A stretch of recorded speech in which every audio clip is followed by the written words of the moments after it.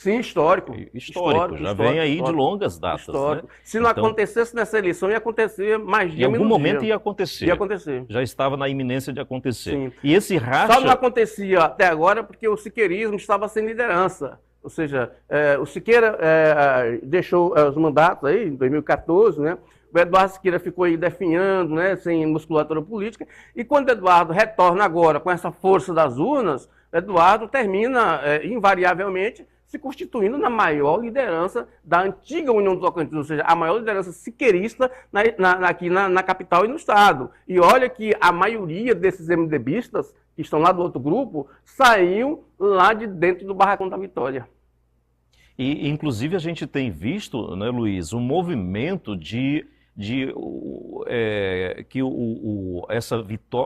essa ida do Eduardo Siqueira para o segundo turno, ele tem conseguido agregar aí muitas lideranças políticas do Estado, né? E aqui de Palmas. Então, ele tem, de fato, feito esse movimento aí, já também, e é um movimento que também já vislumbra 2026, Sim, né? claro. Eu vejo que não é um movimento que vislumbra só 2026, é um movimento que vislumbra retomar o poder no Estado, né? Porque o siqueirismo no Tocantins, o siqueirismo comandou metade dos anos de criação do Estado e o MDBismo a outra metade. Então, e agora está aquela coisa, o Vanderlei, ninguém sabia se era ou que não era, aí chegou o Bolsonaro na história, então assim, e agora não, agora fica nítido, ou seja, há o siqueirismo ressuscitando, e o MDB, a tendência do Vanderlei agora é passar para esse lado, deixar de lado esse negócio de Bolsonaro, que lá também tem Bolsonaro nos dois grupos. Vai, né? Criar um barbosismo. Exatamente. E está em jogo agora, a partir de agora, uma coisa maior. Não é coisa de partido que você pode mudar de um dia para o outro. Está em jogo aqui o poder político no Estado, é uma coisa maior. Ou seja, o domínio do Estado. Né? Quem é que domina o Estado? É Siqueira ou os anti-Siqueira? Então, o que a gente pode ver daqui para frente é essa polarização entre o siqueirismo de um lado e vou aqui nominar barbosismo do outro. Pode ser. Seria mais ou menos isso, né? Exatamente. E aí, isso credencia de alguma forma já também o próprio Eduardo, já para 2026, em vista do governo do Estado, ou vai ser uma briga de gente grande aí dentro desse grupo? Eu acho que o projeto é maior, sabe? O projeto assim, é o domínio político mesmo porque o Estado é um Estado bem conservador, né? Que nada diferente do coronelismo aí do Nordeste, nada diferente, né? Então, de Goiás, é diferente de Goiás, né? Então, assim, o siqueirismo é muito forte. E o siqueirismo, nos últimos anos, ressente-se dessa falta de poder. Né? Desde quando o Siqueira, por exemplo, fez a dupla renúncia para colocar o Eduardo Siqueira candidato ao governo, que Eduardo não se viabilizou, desde essa época o Siqueira foi caindo e foi ficando sem poder político. Né? E agora o Eduardo, com essa quantidade de votos que está tirando em Palmas, o siqueirismo ressurge. Inclusive é bom lembrar que lá, eu até fiz artigo sobre isso, no dia do sepultamento do Siqueira Campos, lá em cima do caixão, uma das frases mais icônicas que o Eduardo disse lá, e está gravado aí, foi com a mão no caixão e falou: pai, isso não para por aqui. Inclusive fiz até artigo conferindo aquilo que o Eduardo estava fazendo uso de uma coisa tão triste, né, fazendo política, né? Mas essa coisa que ele falou lá em cima do caixão do pai dele está se concretizando, ou seja, ele saiu do zero ali, que ninguém dava. O Eduardo, o ano passado, era como se fosse algo que se pegasse, ninguém queria nem encostar nele. Né? Então, e hoje ele está aí disputando aí a prefeitura da capital e com chance de se eleger, né? Mas ainda é muito cedo, né? Assim, tem muita coisa pela frente. Essa questão dele marcar essa reunião com o Barracão da Vitória, eu acho que ele quer também com isso mostrar, estamos de volta. Aí o siqueirismo é aquela coisa muito conservadora e tem muita gente que gosta de Siqueira mesmo, de coração. Esse pessoal, realmente, eu acredito que esse pessoal vai terminar apoiando Eduardo Siqueira, até porque esse Barracão da Vitória aí é uma questão muito simbólica, tem um simbolismo muito forte. E por falar em racha, o deputado federal Vicentinho Júnior, do PP, foi exonerado da Secretaria de Governo. De acordo com o Diário Oficial, a exoneração foi a pedido. O detalhe é que Vicentinho declarou apoio a Eduardo Siqueira, do Podemos, enquanto o partido que ele preside e o governador Wanderlei Barbosa, de quem ele era secretário, estão apoiando Jânade Valcari. E agora, Luiz? Ele pediu ou foi mandado? Eles querem que a gente acredite que foi a pedido, né? O Diário Oficial saiu a pedido, né? Aí a pergunta é, se ele não tivesse pedido, o governo teria demitido? Ou ele continuaria pedindo votos para Jânade, continuaria pedindo votos para Eduardo Siqueira, né? E não para com o pra partido Jânade, né? apoiando Jânade e o governador também, né? Pois é, então assim, isso é explícito aí o fisiologismo, né? Mas assim, cada um tem o direito de escolha, né? De para que lado ir, né? Cada um. E ele não foi sozinho, né? Ele foi junto com o pai, né? Que é ex-senador Vicentinho Alves, né? Que teve muito voto na eleição para governador em 2018, né? Que foi senador, foi presidente da Assembleia. Ele, por exemplo, o deputado Vicentinho, tem 2 irmãos que se elegeram prefeito agora em outubro, né? O prefeito de Pindorama, que é o doutor Tiago Tapajós, que é irmão dele, do Vicente Júnior, e filho do senador Vicente Alves. E teve o prefeito de Ipueiras, né? Que é o Neto Aires, que é também irmão do Vicentinho Alves e filho do ex-senador Vicentinho Alves. Então, assim, eles têm a bancadinha deles já, né? Então, o grupo é muito forte, o grupo tem muito... apesar dessa movimentação de Vicente Júnior, o grupo tem votos no Estado, né? Tem um grupo aí que os apoia. Então, e era um grupo que nasceu na base de Siqueira Campos. Foi Siqueira que deu suporte para Vicentinho Alves, né? Para ser candidato a deputado estadual, federal, se bem que Vicentinho também já havia sido suplente de deputado estadual por Goiás, antes da criação do Estado, pelo PDT. O Vicentinho foi que lançou o PDT de Leonel Brizola aqui no norte de Goiás, e principalmente lá no Tocantins, e foi prefeito de Porto muitas vezes. Então, é um grupo que tem também história, trajetória, e esse grupo retorna agora para o colo do siqueirismo. Assim como deve ir a prefeita Cintia Ribeiro, cujo marido, João Ribeiro, nasceu dentro do siqueirismo. Então o siqueirismo está voltando aí muito forte, viu? Então, essas eleições foram uma espécie de reavivamento aí do siqueirismo, né? Exatamente. A Fênix ressurgiu. Exatamente. Agora, Luiz, essa questão aí do Vicentinho, como ontem nós comentamos muito rapidamente, num dia ele estava pedindo voto para a Jânade e no dia seguinte ele amanheceu pedindo voto para o Eduardo. Isso não caiu mal, não? Olha, em tese é para ter caído mal, assim, no grupo, né? No grupo e para as pessoas também, né? Porque ninguém... como é que a pessoa muda de opinião? A semana passada ele estava aí dizendo que a Jânade era a melhor candidata e que os outros não prestavam e coisa e tal, né?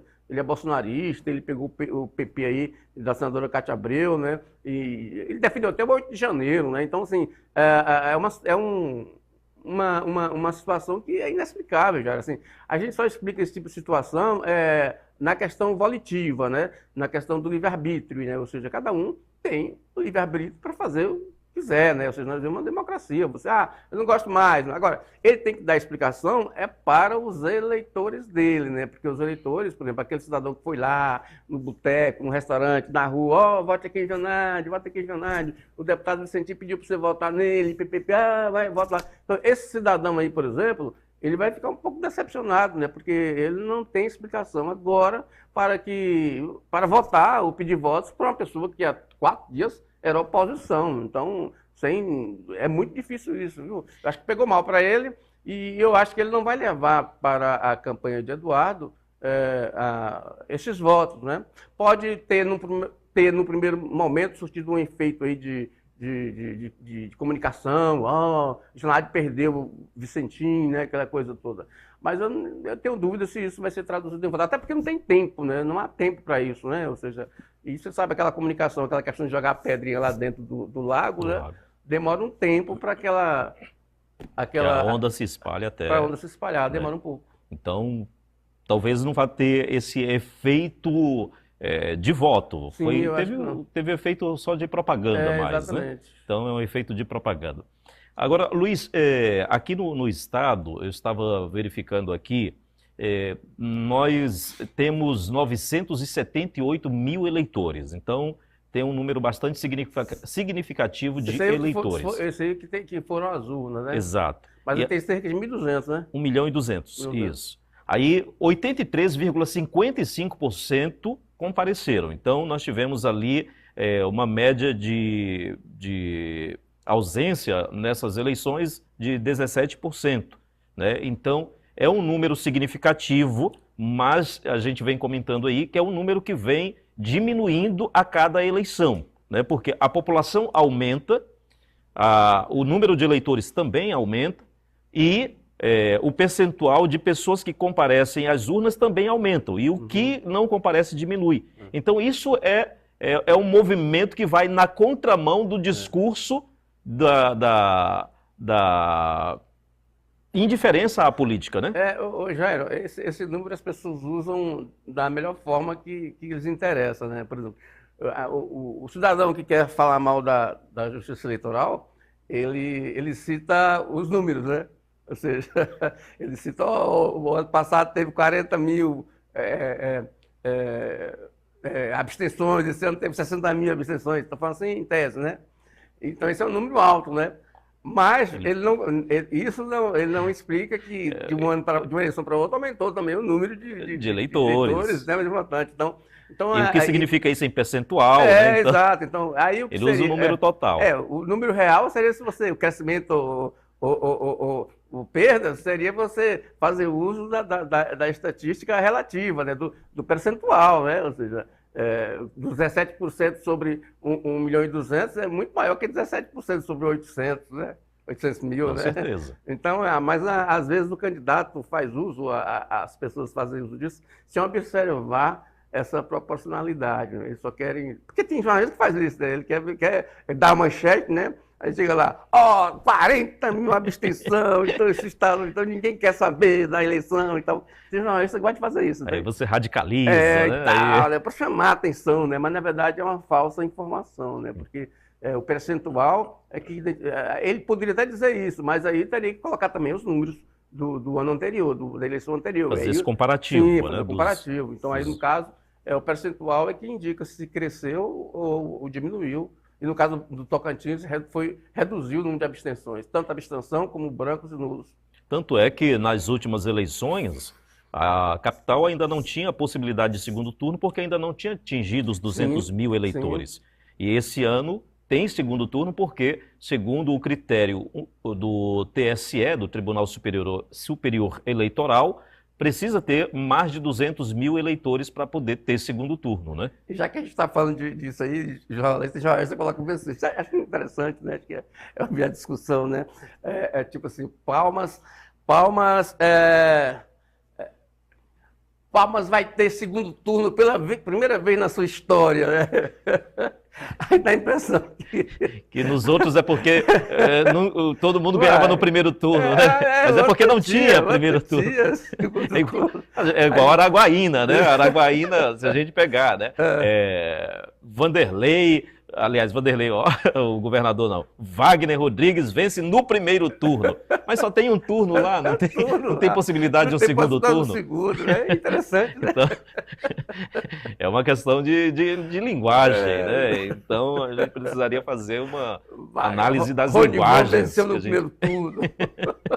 Exatamente. Então, ou seja, venceu no primeiro porque não tem possibilidade de segundo, né? E Palmas vai ter o segundo turno porque não tinha a possibilidade de ter segundo turno, que ainda não tinha atingido aí o coeficiente de 200 mil eleitores, né? Então agora tem, e por isso vai ter. E provavelmente as próximas eleições vão ter... ninguém foi embora da cidade, os eleitores não mudaram o título. Né? Exato. Se não diminuir o número de eleitores, então vai continuar tendo segundo turno sempre que os eleitores assim decidirem. E para ter segundo turno é preciso que o candidato não tenha atingido aí a maioria de votos, né? Ou seja, 50% mais um dos votos válidos. É essa contabilidade que se faz, né? Para poder decidir se vai ter ou não segundo turno. Outra questão que chama a atenção, Luiz, e eu acho que a gente até comentou aqui alguma coisa, É sobre o número de candidatas que ganharam, foi 19,64%. E hoje nós tivemos aqui a presença da prefeita eleita de Lajeado, a Márcia, enfermeira, né? E eu estive conversando com ela antes, eu a recebi aqui, antes dela conceder a entrevista, né, falando inclusive sobre essa questão da presença da mulher na política, né? E aí ela me dizia que sentia a necessidade realmente de voltar aí, porque de uma forma muito natural, para participar concorrer a essas eleições, ela concorreu e ganhou. E parece que ela ganhou, Luiz, assim, foi uma surpresa até para ela. Porque, Para todo mundo, né? porque ela estava fazendo a campanha, mas ela não acreditava tanto assim que iria derrotar, porque ela disse que teve que lutar com muita gente e acabou e saiu vitoriosa das urnas, né? Pois é, a Márcia ela tem história lá em Lajeado, né? Assim, já foi prefeita, né? Lá. E de vez em quando alguém a critica, né? Mas parece que a população gosta dela, né? Assim, e ela enfrentou um grupo muito forte lá, o grupo do Dr. Tércio, né? Foi prefeito também, que tem um pai que é ex-deputado federal e é um médico, né? Pessoa também muito boa, né? Então, foi uma luta, né? Até porque muita gente reduz a importância de Lajeado, tipo assim, porque o município é muito pequeno, né? Mas é um dos municípios que tem a maior arrecadação do estado. Exato. Por causa dos royalties da Companhia de Energia Elétrica, né? Da Energisa, né? Ela recebe um dinheirão ali por causa desse reparte, né? É igual a Porto Nacional com Luz e Mangas, né? Eles recebem todo mês um percentual da receita dessas companhias de energia elétrica, com o enchimento do lago, como ficou lá no bairro, lá no município deles, recebem no ICMS, é muito dinheiro, viu? Muito dinheiro. Às vezes muito maior que a arrecadação do município, porque os municípios basicamente vivem só do FPM, né? E essa arrecadação, inclusive, teve um escândalo há uns 5 anos aí sobre justamente essa questão de recebimento lá em Lajeado do dinheiro desse, né, que pagaram um advogado lá, no precatório, mas parece que essa ação foi paralisada, né? De qualquer forma, é um município rico, né? E recebe esse dinheiro e tem uma quantidade pequena de habitantes, não é grande a cidade, né? E ela conseguiu preservar aquele ponto turístico lá, né, onde o pessoal de Palmas, de Miracema, final de semana ali é lotado, né? Então, mas é importante isso, a cidade é uma cidade arrumadinha, né? Toda asfaltadinha, lá é uma cidade bacana, né? Eu gosto de Lajeado, inclusive eu ia em Lajeado quando era criança ali, quando ainda não tinha a represa, né? Tinha umas cachoeiras, uns ribeirões, muita pedra que você ficava tomando banho ali. E aí o município preservou esse potencial turístico e agora está ganhando aí muito com isso. Inclusive, é uma das coisas que ela disse que vai trabalhar para divulgar Lajeado como um destino turístico, né? Sobretudo para a população de Palmas e região aqui, e também para fora do estado, né? Então, ela quer que, de fato, Lajeado, pelo menos ela disse que vai trabalhar para isso, para que Lajeado seja um destino turístico dos tocantinenses e brasileiros. Jair, no governo de Jair Bolsonaro, o Ministério do Turismo fez um projeto em nível nacional, inclusive o atual secretário do Turismo do Tocantins participou desse projeto, e que destinava alguns milhões para Lajeado, incluiu Lajeado nesse projeto, era muito dinheiro, e isso paralisou, porque Lajeado ali tem aquelas serras, né? Aquele morro, tem as praias, é um negócio muito bacana. Mas esse projeto paralisou, o Eraci deve estar correndo atrás disso aí, né? Porque era muito dinheiro que foi aprovado no governo Jair Bolsonaro para Lajeado, e esse dinheiro não entrou ainda, né? Então deve estar aí agarrado em qualquer ribanceira aí. Luiz, amanhã começa a propaganda eleitoral, retorna a propaganda eleitoral, agora apenas os 2 candidatos, tempo igual para todos. Então, esse segundo turno, para a gente finalizar, é o segundo turno que realmente traz o equilíbrio ali entre as campanhas, né? Porque eles têm tempo igual de televisão e rádio, e eles têm também o mesmo valor de repasse. Então, de fato, esse equilíbrio. O segundo turno é uma disputa equilibrada do ponto de vista do tempo de televisão, tempo de propaganda e também da questão econômica, né? Uma disputa mais justa, né, Jair?